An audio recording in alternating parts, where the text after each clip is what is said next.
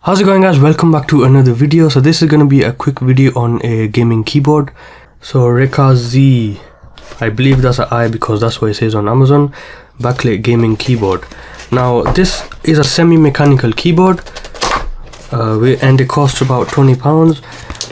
And now this was sent in, I'll leave a link in the description if you want to go buy it. This was sent in by the company for me to check out,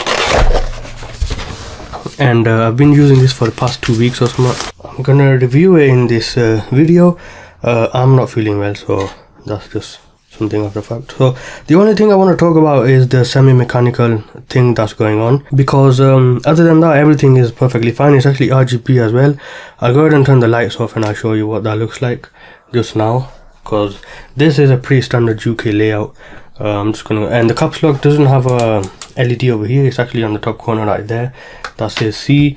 I'm just gonna go ahead and plug this in.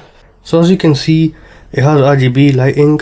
Okay, because this costs £20, you shouldn't really expect the best out of it, but the only shiny thing about this is the semi-mechanical key switches, because as far as the RGB goes, it's a bit like this. It's not the brightest. Well, I guess it's brighter than what it looks like on the camera. I can turn the ISO up,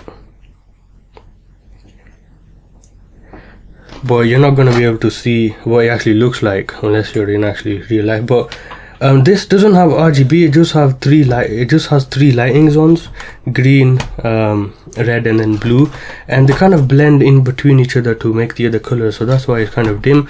Now you can change the brightness. Oh, that's the LED button switch. You've got these few different ones. You can also have it off. Now you can change the brightness. It's got about 4 or 5 levels. 1, 2, 3, 4, 5. So, and then you can actually press the FN and the LED key switch, and it starts to breathe.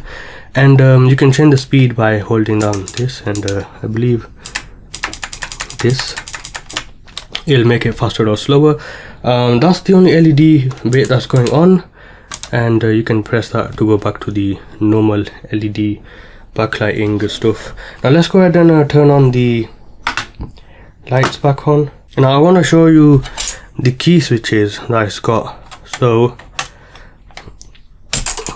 as you can see, it's got blue switches. So cheap mechanical keyboards or whatever that you find, even the cheapest mechanical keyboards, they tend to have the blue switches. Now I'm going to zoom on this because this is a so-called a semi-mechanical switch. Now as you can see, it looks like a modified blue switch. It's a lot bigger than a blue switch, but if you look at it on the top, it's got these 2 connectors that click in, and that's basically the actuation. So you can actually push this down as much as you want, and it's not going to click in unless it's not going to actuate until that actually clicks in. And I'm guessing those 2 pins are just connected to the PCB to actually send the code or the command to the PC. But other than that, it's actually a membrane keyboard. So the way the keys feel and everything, it's a membrane. It's a little on the mushy side. It's actually semi-mushy, I would say. They have done a really good job of mimicking the full mechanical feel of the keyboards, and I'm actually impressed by that. But the other problem is the LEDs. That as you can see, if you look at it from the top, they're not as much prominent as you can see from the bottom. They're a lot more brighter on the bottom than the top. So the keys, they have a little bit of a glass on them or something, or the plastic that makes them a bit darker. So when it comes to looking at the keys, obviously in the night time you can actually see them, but they're not like the brightest, as bright as these bottom bits. So that can be a bit annoying. But other than that, I mean, it's a pretty nifty keyboard. If you're looking for a mechanical keyboard, well, get a mechanical keyboard, but this one actually mimics the feel and the responsiveness and everything of a mechanical keyboard, and I think I'm pretty happy with it. I've been gaming with it, it's been responsive, haven't had any problems with it whatsoever.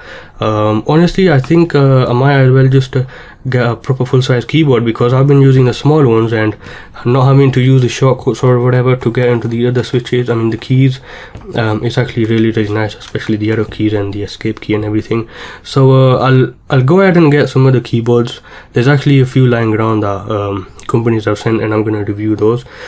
But for now, check this one out. If you're looking for a mechanical keyboard but you don't have enough money or something, this is actually a good buy. So I'll leave a link in the description if you want to go buy it. Thank you for watching, and I'll see you again in another video.